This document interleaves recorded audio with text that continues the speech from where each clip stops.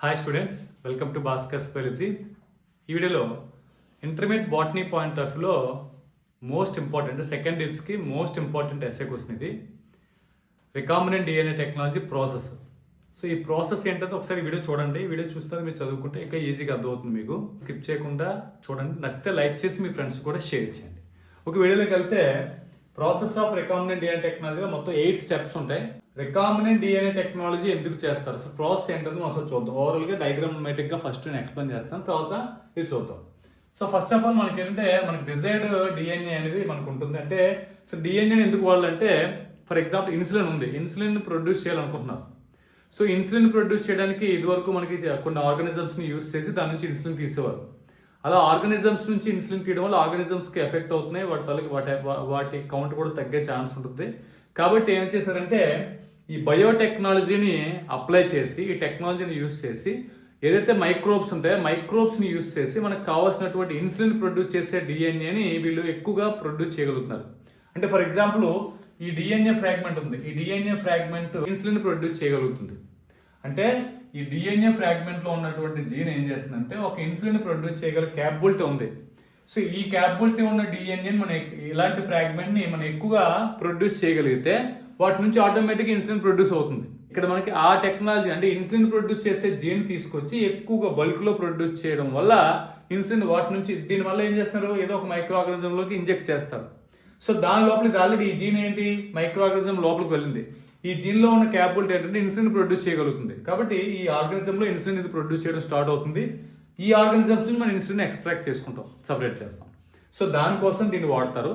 అయితే మనకు కావాల్సిన ఫారెన్ ఏదైతే డిజైర్డ్ డిఎన్ఏ ఫ్రాగ్మెంట్ ఉందో అంటే ఇన్సులిన్ ప్రొడ్యూస్ చేసే ఫ్రాగ్మెంట్ దీన్ని డైరెక్ట్గా మైక్రో ఆర్గానిజంలోకి ఇంజెక్ట్ చేస్తే అది దాన్ని మల్టిప్లై చేయలేదు. సో మల్టిప్లై చేసే విధంగా కన్వర్ట్ చేస్తాం. కాబట్టి మనం దేనిలోకి అయితే పంపిస్తున్నామో దానిలో ఉన్నటువంటి ఏదో ఒక పార్ట్లోకి దీన్ని కలుపుతాం. కలిపి దాన్ని ఇంజెక్ట్ చేయడం అవుతుంది, దాని లోపలికి అడాప్ట్ అయ్యి మనకు కావాల్సిన ఇన్సులిన్ ప్రొడ్యూస్ చేయడం అంటే ఆ ప్రోటీన్ ప్రొడ్యూస్ చేయడం స్టార్ట్ చేస్తుంది. ఇన్సులిన్ కాదు దేనైనా సరే మనం ఈ విధంగానే ఆర్డిఎన్ టెక్నాలజీని యూజ్ చేసి మనం ఎక్కువగా బల్క్లో మనం వాటిని ప్రొడ్యూస్ చేయగలుగుతాం. సో ఈ టెక్నాలజీకి కావాల్సినటువంటివి ఏంటి అంటే ఫస్ట్ ఆఫ్ ఆల్ చూడండి, మనకు ఫారెన్ డిఎన్ఏ ఈ డిఎన్ఏ ఫ్రాగ్మెంట్లో ఇన్సులిన్ ప్రొడ్యూస్ చేసే జీన్ ఉంది. సో దీనికోసం దీన్ని సపరేట్ చేశారు. అలాగే ఈ జీన్ దేనిలోకి అయితే ఇంజెక్ట్ చేయాలనుకుంటున్నామో ఆ ఆర్గానిజం కూడా మనం సపరేట్ చేస్తాం. సో ఆర్గానిజం లోపల ప్లాస్మిడ్ ఉంటుంది. ప్లాస్మిడ్ అంటే మెయిన్ జెనెటిక్ మెటీరియల్తో ఫర్ ఎగ్జాంపుల్ ఈకోలే బ్యాక్టీరియా అనుకుందాము. ఈ బ్యాక్టీరియాలో మెయిన్ జెనెటిక్ మెటీరియల్తో పాటు ఇంకో అడిషనల్ మెటీరియల్ ఉంటుంది, జెనెటిక్ మెటీరియల్. దాన్ని మనం ప్లాస్మిడ్ అంటాం, సర్క్యులర్ ఫామ్లో ఉంటుంది. దీన్ని సపరేట్ చేస్తారు. సో దీన్ని సపరేట్ చేసి దీన్ని కలిపి కట్ చేస్తారు. సో కట్ చేసి ఇక్కడ మనకి దీన్ని ఇక్కడ కట్ చేశారు, వీటిని కూడా చిన్న చిన్న ముక్కలు కింద కట్ చేస్తారు. సో కట్ చేసిన తర్వాత ఏదైతే ఈ ప్లాస్మిడ్ ఉందో ఈ ప్లాస్మిడ్లోకి ఈ జీన్ని కలుపుతారు. సో కలిపారు. దీన్ని మనం ఆర్డిఎన్ఏ అంటాం, రికాంబినెంట్ డిఎన్ఏ అంటాం. సో ఇలా ఎందుకు కలుపుతున్నారంటే ఇప్పుడు ఫర్ ఎగ్జాంపుల్ ఈ ప్లాస్మిడ్ మళ్ళా ఈ కొలైలోకి పంపించాం, అంటే ఏసరీసే కొలై బ్యాక్టీరియాలో పంపించాం. కాబట్టి ఇది ఆల్రెడీ దానికి సంబంధించిన వెక్టారే కాబట్టి దానికి కావాల్సిన సంబంధించిన ప్లాస్మిడే కాబట్టి ఆ ప్లాస్మిడ్ దీన్ని అప్టేక్ తీసుకుంటుంది. సో తీసుకొని దీని మీద ఆల్రెడీ మనకి ఏముంటుంది, మనం ప్రొడ్యూస్ చేసే అంటే ఇన్సులిన్ ప్రొడ్యూస్ చేసే జీన్ మనం ఇన్సెట్ చేసాం. కాబట్టి ఇది యాక్సెప్ట్ చేసుకుని దాన్ని మల్టిప్లై చేస్తుంది. మల్టిప్లై చేస్తూ దాంట్లో ఏమవుతుంది, ఇన్సులిన్ కూడా ప్రొడ్యూస్ అవుతుంది. దాన్ని మనం ఎక్స్ట్రాక్ట్ చేసుకుంటాం. సో ఇది జరిగే ప్రాసెస్. అయితే ఫస్ట్ ఆఫ్ ఆల్ మనకు కావాల్సిన డిఎన్ఏని బయటికి తీయాలంటే అది ప్లాంట్ సెల్లో ఉండొచ్చు, యానిమల్ సెల్లో ఉండొచ్చు, లేదా బ్యాక్టీరియా సెల్ ఉండొచ్చు, ఏదో ఎక్కడ ఉండొచ్చు. సో వాటిని ఫస్ట్ ఎలా తీస్తాం అంటే మనకు కావాల్సిన డిఎన్ఏని ఎలా ఐసోలేట్ చేస్తాము, అదే మనకి first step, isolation of DNA. So isolation of DNA చూడండి, nucleic acid is the genetic material in the form of DNA. Nucleic acid అనేది జెనెటిక్ మెటీరియల్ ఫామ్లో ఉంటుంది, ఎక్కడ ఉంటే డిఎన్ఏలో ఉంటుంది. అంటే డిఎన్ఏ అన్నా జెనెటిక్ మెటీరియల్ అన్నా న్యూక్లిక్ యాసిడ్ ఒకటే. అంటే డిఎన్ఏ మన న్యూక్లిక్ యాసిడ్, ఈ న్యూక్లిక్ యాసిడ్ జెనెటిక్ మెటీరియల్ ఉంటుంది. ఆ జెనెటిక్ మెటీరియల్ ఏం చేస్తుంది, మనకు కావాల్సిన ఇన్సులిన్ ప్రొడ్యూస్ చేయగలుగుతుంది. సో నెక్స్ట్ పాయింట్ చూద్దాం. It is enclosed by membrane and other cellular constituents. ఇదేమవుతుంది, చుట్టూ మెంబ్రేన్ ఉంటుంది, లోపల రిమైనింగ్ చాలా వరకు సెల్యులర్ కన్స్టిట్యూయెంట్స్ ఉంటాయి. సో ఇవన్నీ వీటన్నిటి లోపల మనకు కావాల్సిన డిఎన్ఏ ఉంటుంది. అయితే by using enzyme like lysozyme కానీ, సెల్యులేజ్ కానీ, కైటినేజ్ కానీ, సో దీనిలో దేన్నైనా యూజ్ చేసుకోవచ్చు. సో దేన్నైనా యూజ్ చేసి మనం ఏం చేస్తాం, చుట్టూ ఉన్న సెల్ మెంబ్రేన్ని మనం డైజెస్ట్ చేస్తాం. అంటే ఫర్ ఎగ్జాంపుల్ ఇది ప్లాంట్ సెల్ అనుకుందాం, అంటే యానిమల్ సెల్ కాకుండా మనం దీని గురించి కాదు, దీని గురించి ఫర్ ఎగ్జాంపుల్ ప్లాంట్ సెల్లో ఉందనుకుంటాం. సో ప్లాంట్ సెల్లో సెల్ వాల్ దేంతో ఫామ్ అవుతుంది అంటే సెల్యులోజ్తో ఫామ్ అవుతుంది. కాబట్టి మనం ఏం చేస్తాం, సెల్యులేజ్ అనే ఎంజైమ్ని యూస్ చేస్తే ఏమవుతుంది, చుట్టూ ఉన్న సెల్ వాల్ మొత్తం డైజెస్ట్ అయిపోతుంది అంటే సెల్ వాల్ మొత్తం రిమూవ్ అవుతుంది. సో ఆ రకంగా మనకి సెల్ వాల్ని డైజెస్ట్ చేయడం కోసం అది ఆర్గనిజం బేస్ చేసుకుని లైసోజైమ్ కానీ కైటినేజ్ కానీ సెల్ దేన్నైనా యూస్ చేసుకోవచ్చు. అయితే the membranes RNA proteins can be removed by power detergents and ribonuclease. అయితే ఫర్ ఎగ్జాంపుల్ ఇది చుట్టూ ఉన్న సెల్ మెంబ్రెయిన్ పోయింది, ఫర్ ఎగ్జాంపుల్ లోపల డిఎన్ఏ చుట్టూ ఇంకా చాలా ఉంటాయి, అంటే ప్రోటీన్స్ ఉంటాయి, ఆర్ఎన్ఏ ఉంటుంది, ఇంకా చిన్న చిన్న మెంబ్రెయిన్స్ ఉంటాయి, ఇవన్నీ ఎలా డైజెస్ట్ చేస్తారని నెక్స్ట్ పవర్ డిటర్జెంట్ని యూస్ చేసి మెంబ్రెయిన్స్ని ప్రోటీన్స్ని కూడా మనం డైజెస్ట్ చేస్తాం. అలాగే ఆర్ఎన్ఏని మనకి రైబోన్యూక్లియస్ని యూస్ చేసి డైజెస్ట్ చేస్తాం. అంటే ఫర్ ఎగ్జాంపుల్ టెస్ట్ ట్యూబ్ తీసుకొని టెస్ట్ ట్యూబ్ లోపల మనకు కావాల్సిన ప్లాంట్ సెల్స్ అన్ని వేసేసి ఆ ప్లాంట్ సెల్లో మనం ఫస్ట్ ఏం వేస్తారు, ఫర్ ఎగ్జాంపుల్ సెల్యులోజ్ ఏమవుతుంది, చుట్టూ ఉన్న వాల్స్ అనేవి కూడా డైజెస్ట్ అయిపోతాయి. సో దాని తర్వాత అందరూ ఏం వేస్తారు, పవర్ డిటర్జెంట్స్ వేస్తారు, తర్వాత రైబోన్యూక్లియస్ వేస్తారు. సో దీనివల్ల ఏమవుతుంది, రిమైనింగ్ ప్రోటీన్స్ కానీ రిమైనింగ్ మెంబ్రెయిన్స్ కానీ ఆర్ఎన్ఏ ఇవన్నీ కూడా డైజెస్ట్ అయిపోతాయి. ఇంకేముంటుంది లోపల, డిఎన్ఏ ఉంటుంది. నెక్స్ట్ ఇంకేం చేస్తారంటే బై యాడింగ్ ఆఫ్ ఇథనాల్, దీనిలో నెక్స్ట్ ఏం ఇథనాల్ యాడ్ చేస్తారు. సో ఇథనాల్ యాడ్ చేయగానే ఏమవుతుందంటే the purified DNA is precipitated. So మనకి ప్యూరిఫై ఫామ్లో డిఎన్ఏ మనకి పైకి తేలిపోతుంది. సో ఇలా దీన్ని మనం అంటే మనకు కావాల్సిన డిఎన్ఏని ప్యూరిఫైడ్ ఫామ్లో మనం సపరేట్ చేసుకోవాలి. దీన్నే ఐసోలేషన్ ఆఫ్ డిఎన్ఏ అంటాం. సో మీకు ఫస్ట్ పాయింట్ అర్థమైంది అనుకున్నాను.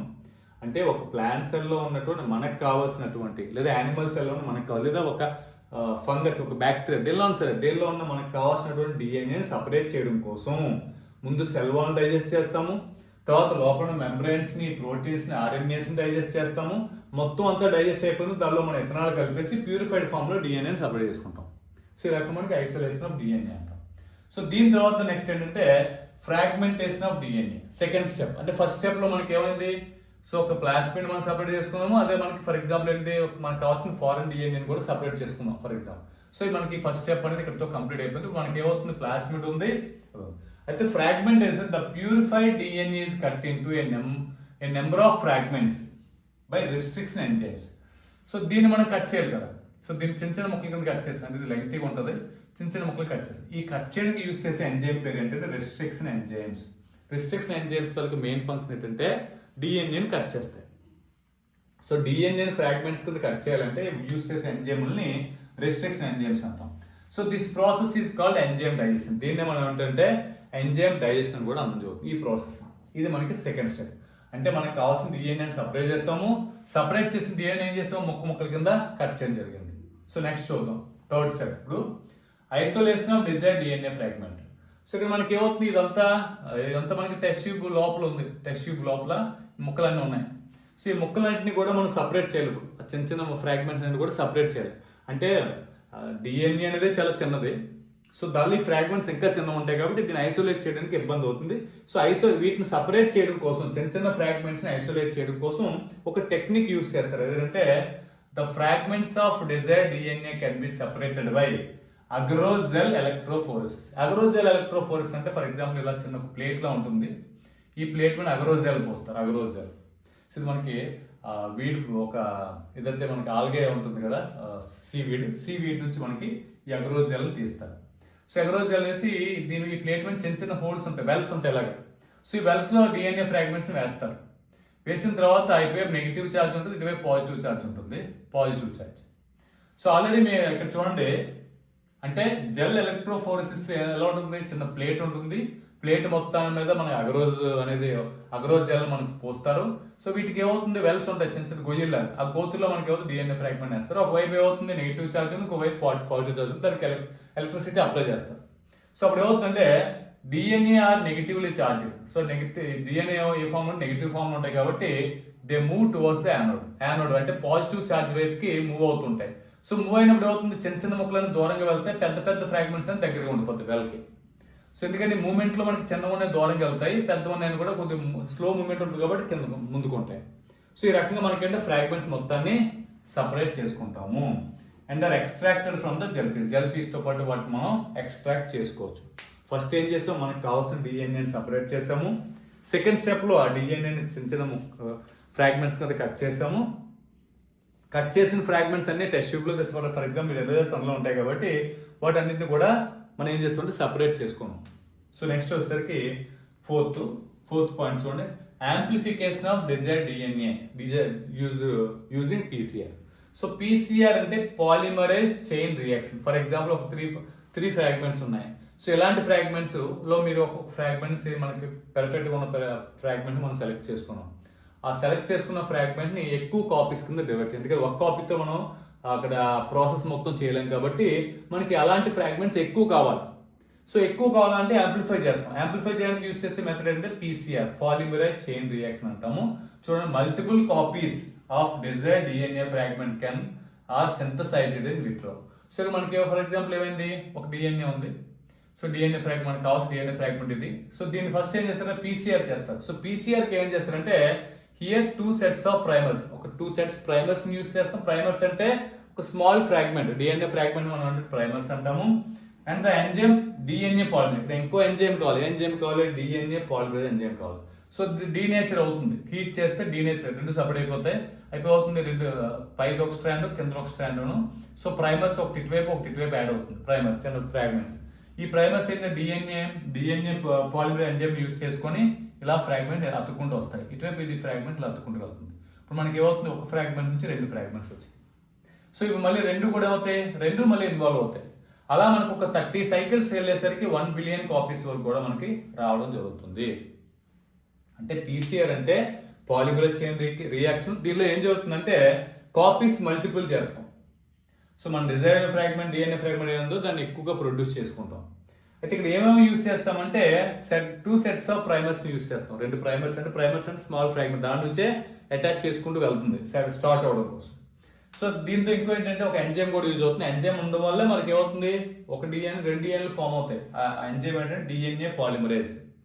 సో దీన్ని యూస్ చేసి మొత్తం ఏమవుతుంది, 1 billion వరకు కాపీస్ మనం ప్రొడ్యూస్ చేసుకోగలుగుతాము దీన్ని. సో మనకి ఏమైంది, ఫస్ట్ సపరేట్ చేసాము, కట్ చేసి వాటిని మళ్ళీ ఫ్రాగ్మెంట్స్ సపరేట్ చేసుకున్నాము. మనకు కావాల్సిన డిజైర్ ఫ్రాగ్మెంట్స్. ఇప్పుడు ఏం చేస్తామంటే ఏదైతే మనకి వెక్టార్ ఉందో, వెక్టార్ని మనకు కావాల్సినటువంటి డిజైర్డ్ డిఎన్ఏ ఫ్రాగ్మెంట్ రెండింటిని కూడా కలపాలి. దీన్ని మనం లైగేషన్ అంటాం. Ligation of the desired DNA fragment into a వెక్టార్లో. సో వెక్టార్ అంటే అర్థం ఎందుకు వెక్టార్ ఎందుకంటాం అంటే మనకు కావాల్సిన డిజైర్డ్ డిఎన్ఏ దీనికి యాడ్ చేసి దీన్ని మళ్ళీ అవుతుంది వేరే ఆర్గానిజంలోకి పంపిస్తాం కాబట్టి ఇక్కడ మనకి ప్లాస్మిడ్ వెక్టార్ అంటాం. సో ఏదైనా మలేరియా డిసీజ్ ఉంది ఫర్ ఎగ్జాంపుల్, అందులో మనకు మస్కిటో ఎలాగైతే వెక్టార్గా ఉంటుందో ఇందులో ఇది వెక్టిన్ మనం వెక్టార్గా యూజ్ చేయడం జరుగుతుంది. సో చూడండి, this requires vector DNA and source DNA. దీనికి ఏమో కావాలి, వెక్టార్ డిఎన్ఏ కావాలి, సోర్స్ డిఎన్ఏ కావాలి, 2 కావాలి. సోర్స్ అంటే డిజైర్డ్ డిఎన్ఏ అన్నా, ఫారెన్ డిఎన్ఏ అన్నా, సోర్స్ డిఎన్ఏ అన్నా ఒకటే. సో దీన్ని మనం ఇప్పుడు దీన్ని కలపాలి.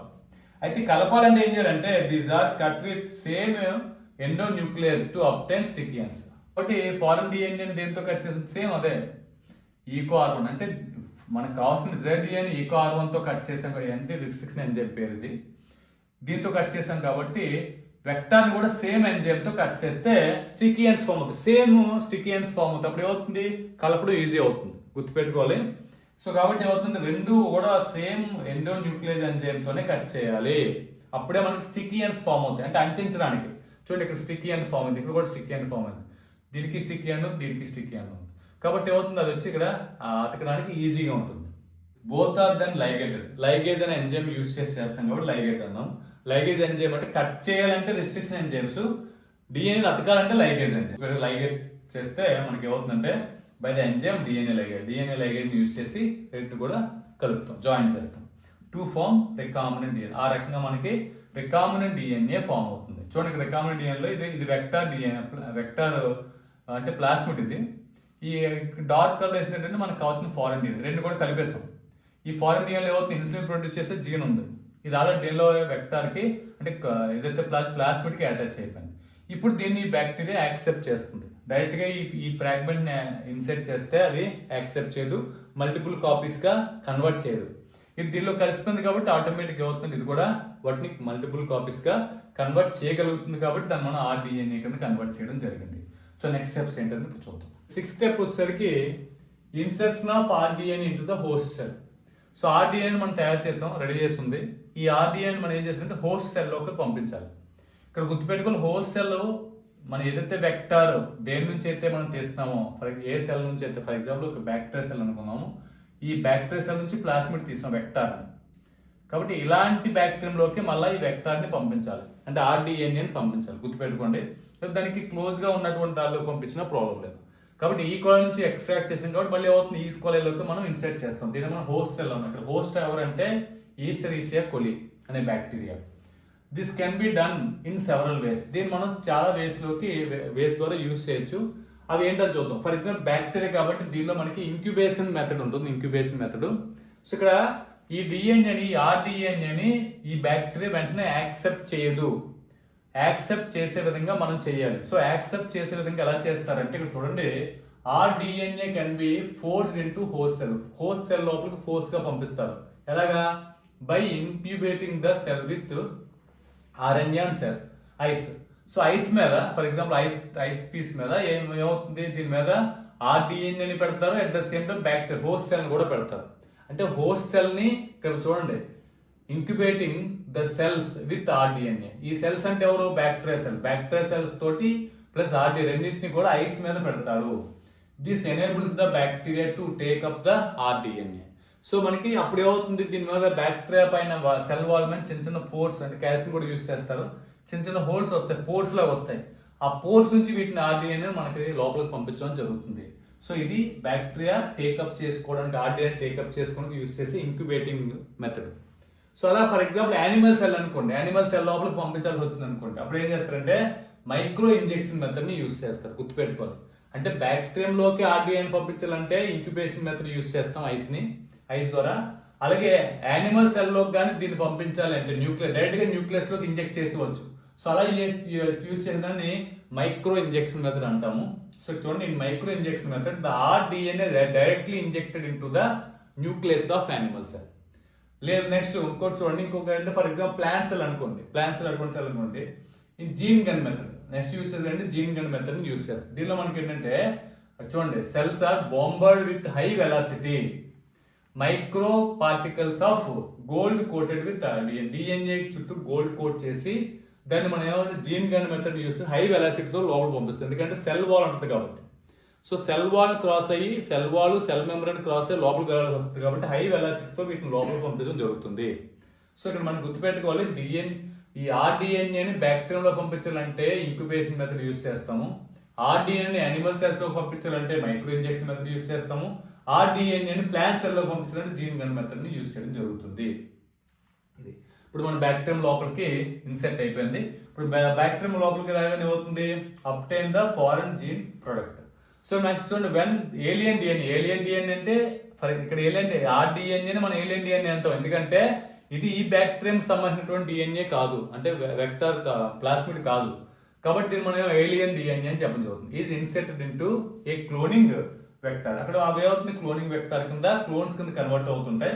The alien DNA gets multiplied. ఈ డిఎన్ఏ ఏమవుతుంది, మల్టిప్లై అవ్వడం స్టార్ట్ అవుతుంది. అంటే ప్లాస్మిడ్ అనేది ఏమవుతుంది, మల్టిప్లై అవుతుంది. 1, 2 అవుతుంది, 2, 4 అవుతుంది. ఇలా మనకి అంటే ఒక్కో బ్యాక్టీరియం లోపల ఒక డిఫరెంట్ కౌంట్స్లో ఉంటాయి వెక్టార్స్.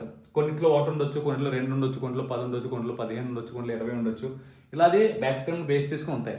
కాబట్టి ఏమవుతుంది, మనం పంపించిన ఆర్డిఎన్ఏ మల్టిప్లై అవ్వడం స్టార్ట్ అవుతుంది, అంటే వాటి కౌంట్ పెరుగుతుంది. Next the rDNA express itself to form desire product.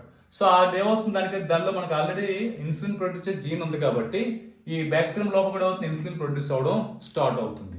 So ఇది నెక్స్ట్ ఇంకా లాస్ట్ స్టెప్ వచ్చేసరికి డౌన్ స్ట్రీమ్ ప్రాసెస్.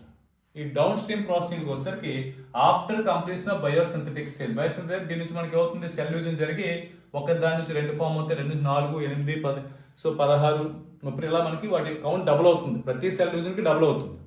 సో ఇలా డబుల్ అవుతుందంటే అంటే బయోసింథటిక్ ఫేజ్ కూడా కంప్లీట్ అయిపోయిన తర్వాత the product has be processed before it's ready to the marketing. So మనకి మార్కెటింగ్ అంటే ఫినిష్డ్ ప్రొడక్ట్ కింద కన్వర్ట్ చేసి దాన్ని మార్కెటింగ్కి పంపించాల్సి వస్తుంది. సో అంటే ఏంటి, దీని లోపల మనకి ఇన్సులిన్ ప్రొడ్యూస్ అవుతుంది, ఇందులో ప్రొడ్యూస్ అవుతుంది, ఇందులో అంటే ఎన్ని బ్యాక్టీరియాస్ ఫామ్ అవుతాయి అన్ని బ్యాక్టీరియా కూడా ఇన్సులిన్ ఉంటుంది. కాబట్టి ఆ ఇన్సులిన్ మనం ఏం చేస్తాం, ఈ downstream process this process is includes. ఈ ప్రాసెస్ ఏముంటుందంటే ప్యూరిఫికేషన్ అండ్ సెపరేషన్. సో మనకు కావాల్సినటువంటి ఇన్సులిన్ని సపరేట్ చేసి దాన్ని ప్యూరిఫై చేసి దాన్ని మార్కెట్కి పంపించడం జరుగుతుంది. సో ఇది ఓవరాల్గా process of recombinant DNA technology సంబంధించింది. ఓకే స్టూడెంట్స్, మీకు అర్థమైందని అనుకుంటున్నాను నేను. ఈ వీడియో మీకు ఎంతగానో హెల్ప్ అవుతుంది. లైక్ చేయండి, షేర్ చేయండి, ఛానల్ సబ్స్క్రైబ్ చేసుకోండి. Thanks for watching. Thank you very much.